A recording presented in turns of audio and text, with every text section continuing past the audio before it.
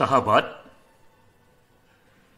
aku tak keberatan di penjara sejauh aku dibolehkan membaca buku di penjara karena buku membuatku bebas.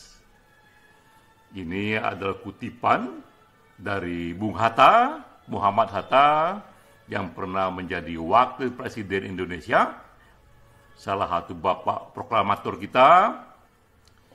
Kutipan ini sendiri menggambarkan karakter Bung Hatta, bahwa ia tak hanya seorang pemimpin politik, tidak hanya seorang aktivis pergerakan, tapi ia juga seorang pembaca buku. Tak heran pula jika ia mengembangkan pemikirannya sendiri. Tak heran jika ia pun menulis buku yang penting. Dan memang itulah tipologi pemimpin politik kala itu di era pergerakan. Ada Bung Hatta, Bung Karno, Bung Sahrir, Pak Nasir, yang semuanya itu menjadi tipologi pemimpin pemikir dan pemikir pemimpin, bahwa ada satu vision, ada satu cita-cita Indonesia yang ideal yang mereka konsepkan. Ini pengantar untuk kita masuk ke dalam webinar Perkumpulan Penulis Indonesia Satu Pena yang ke-50. Setiap hari Kamis kita melakukannya. Topik kali ini adalah 120 tahun Bung Hatta pada tanggal 12 Agustus. Kita membicarakan karsa Bung Hatta untuk bangsa, demokrasi, dan intelektualisme. Yang menjadi pembicara sahabat kita, Bung Boni Triana, ahli sejarah yang juga banyak mendalami pemikiran Bung Hatta. Peran saya di sini mempertajam diskusi dengan satu topik yang menukik lagi yang dikembangkan oleh Bung Hatta juga, yang saya beri judul Bung Hatta dan Embrio Sosial Demokrat ala Indonesia. Mengapa saya katakan embrio? Karena memang Bung Hatta meletakkan pokok-pokok pemikirannya, namun belum sempat ia rumuskan secara tuntas, komprehensif dalam sebuah sistem. Namun embrionya sudah ia letakkan, dan tepat jika diberi nama ini embrio Sosial Demokrat ala Indonesia. Kita mulai dari yang ini.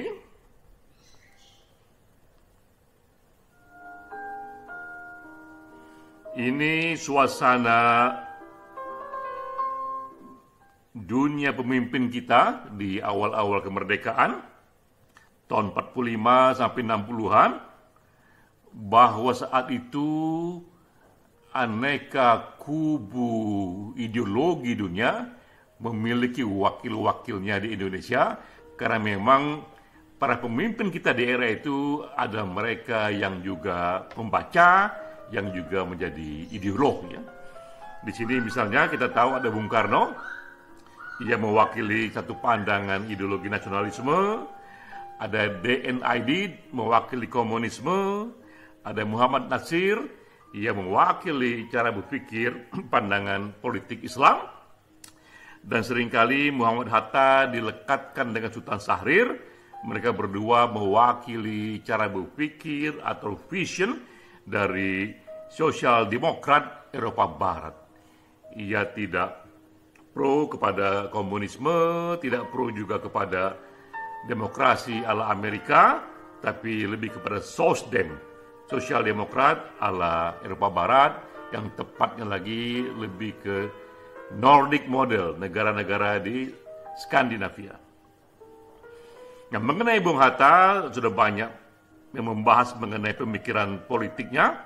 Ini salah satu buku yang juga saya baca, Indonesia Free, Political Biography of Muhammad Hatta, yang ditulis oleh Mavis Rose di tahun 87.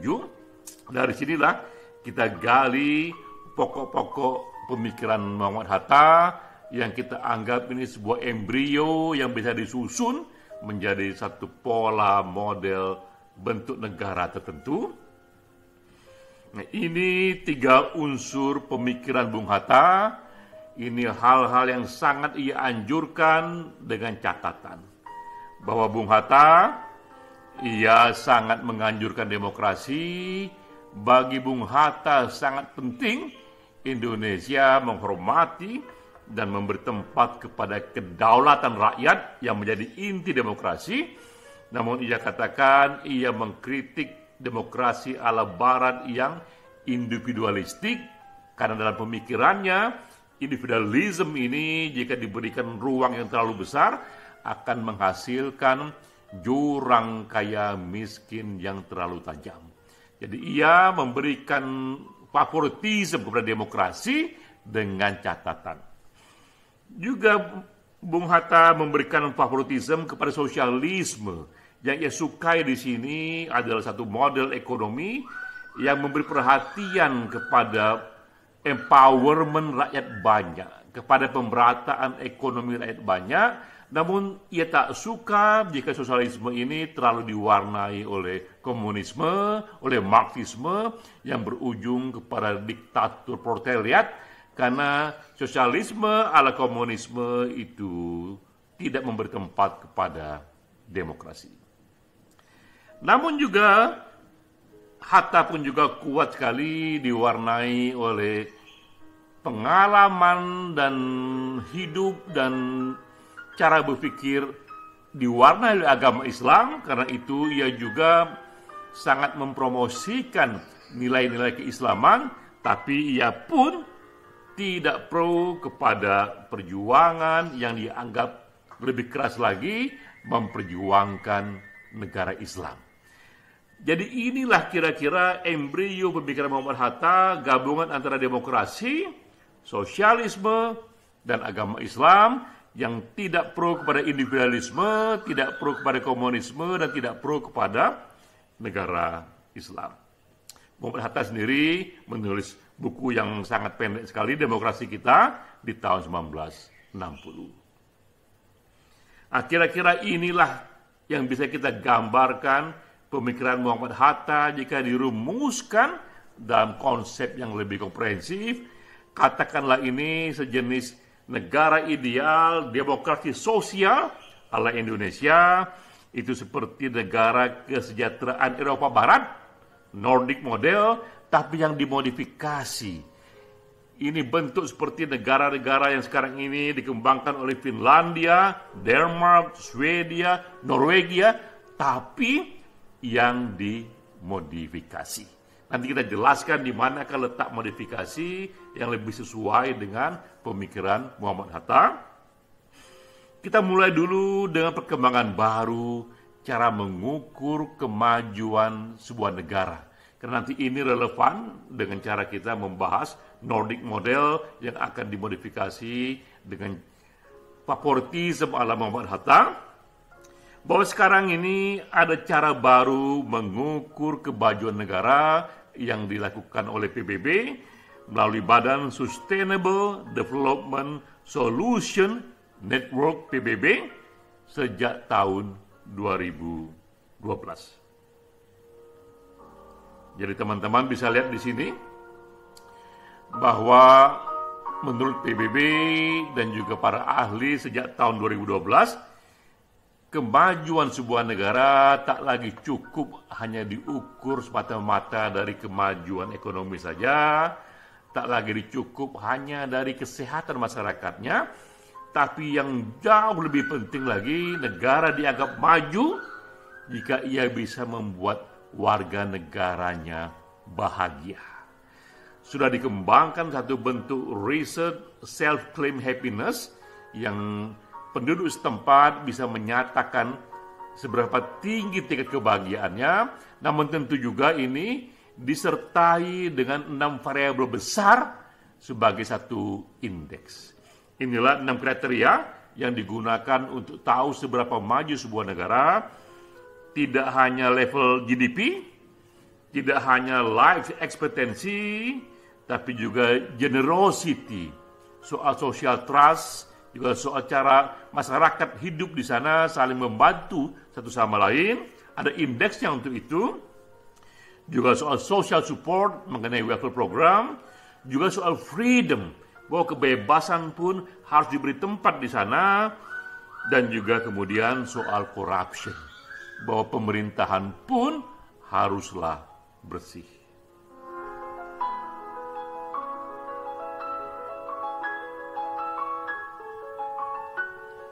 Nah, kita lihat di sini. Ini indeks terakhir tahun 2022 yang dibuat oleh PBB. Negara manakah yang dianggap paling tinggi World Happiness Index-nya? Dan kita terpana ranking 1, 2, 3, 4 adalah negara-negara di Skandinavia. Nomor 1 Finlandia, Denmark, lalu kemudian Switzerland, bukan negara Skandinavia, lalu Iceland. Di nomor 1 dan nomor 2 adalah negara-negara Skandinavia. Ini menunjukkan kepada kita bahwa dari cara mengukur kemajuan sebuah bangsa mutakhir, betapa Nordic model, betapa negara kesejahteraan ini, sosial demokrat ini cukup maju. Nah, sekarang kita akan kupas dulu ciri-ciri negara kesejahteraan ala Skandinavia ini, lalu di manakah peran Pak Muhammad Hatta, Bung Hatta untuk memodifikasinya. Maka ada 6 kriteria. Ini 6 kriteria yang kita dapati dari negara kesejahteraan di Skandinavia, bahwa pertama yang penting di sana, betapa luas cakupan welfare program yang diberikan oleh negara ini, sehingga negara ini disebut generous welfare state. Begitu banyak program kesejahteraan yang dilimpahkan oleh negara kepada penduduknya.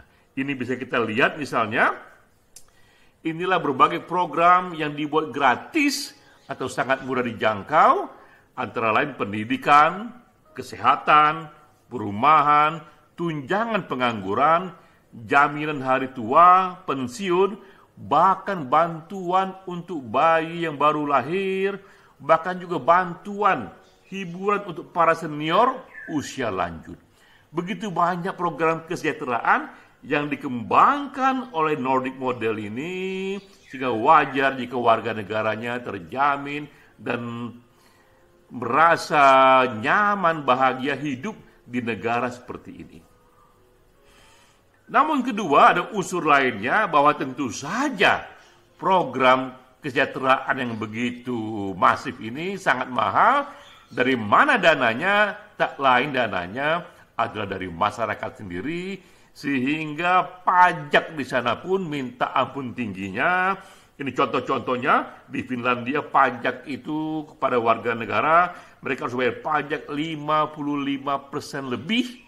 Jika seorang itu punya gaji misalnya, hampir separuh, lebih dari separuh gajinya ia serahkan untuk pajak.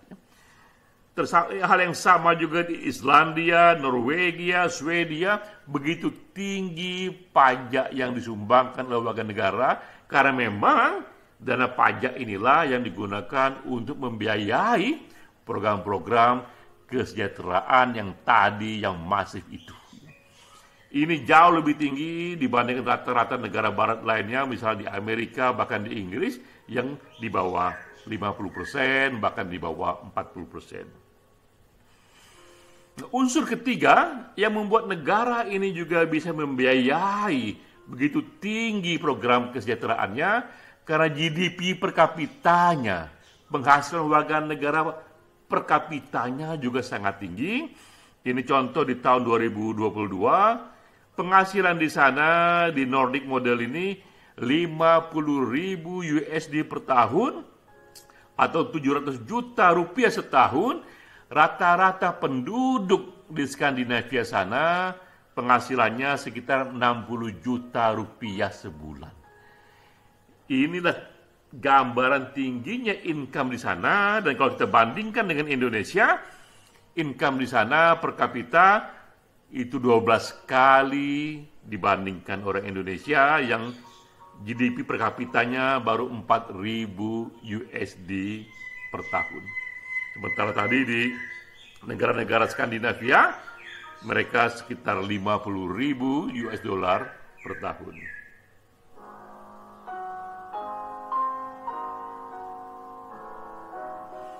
Nah, ini unsur keempat dari Nordic model, bahwa di sana pun juga diterapkan full demokrasi, tidak hanya ada pemilihan umum yang terjamin bersih untuk semua opportunity yang sama kepada semua warga negara, tapi juga pengakuan yang penuh kepada hak asasi manusia. Di Nordic family misalnya, di Nordic model sana, itu LGBT juga diberi tempat di sana sebagai salah satu bentuk hak asasi manusia yang terbaru yang sudah disepakati oleh banyak negara-negara maju. Kelima, juga di sana pemerintahan di Nordic model itu adalah pemerintahan yang bersih, diukur dari Transparansi Internasional. Nordic model ini, Nordic countries ini termasuk tinggi skornya. Ini dia skornya, bahwa di tahun 2021 negara yang paling bersih berdasarkan measurement yang dibuat oleh Transparansi Internasional itu adalah Denmark, Finlandia, Norwegia, Swedia. Ini semua adalah negara-negara Skandinavia. Jadi kita lihat di sini dari berbagai indeks dan ukuran yang modern, betapa memang negara-negara sosial demokrat di Eropa Barat ini, di Skandinavia ini sangat tinggi sekali hasilnya, sangat tinggi sekali kualitasnya.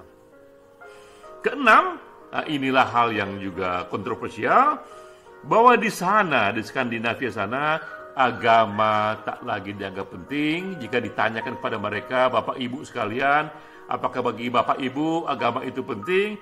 Yang mengatakan agama itu penting bagi kami di bawah 30%. Akibat di sana memang berkembang kultur yang lebih sekuler, yang lebih diwarnai oleh sains dan prinsip-prinsip dari human rights. Nah, disinilah kita melihat sosial demokrat ala Indonesia, bagaimana jika kita kembangkan pikiran Muhammad Hatta,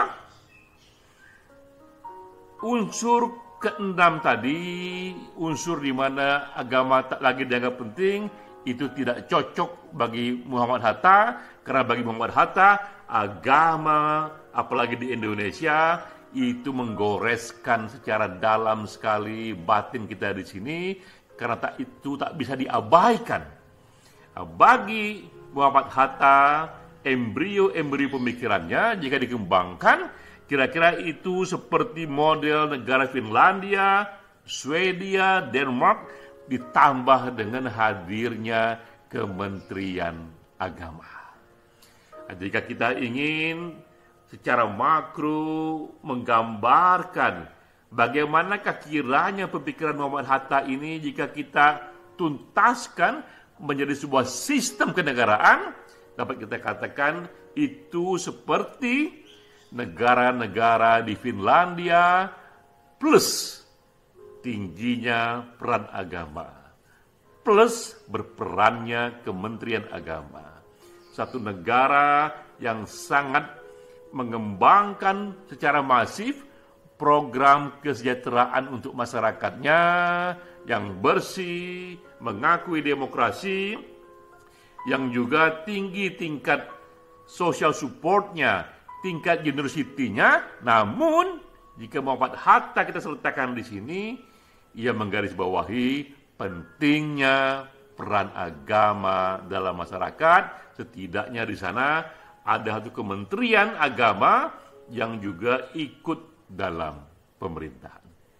Sahabat, merenungkan 120 tahun Bung Hatta, proklamator kita, ini bagian yang bisa kita eksplor, bahwa saatnya juga kita mengembangkan satu negara kesejahteraan ala Indonesia. Salam.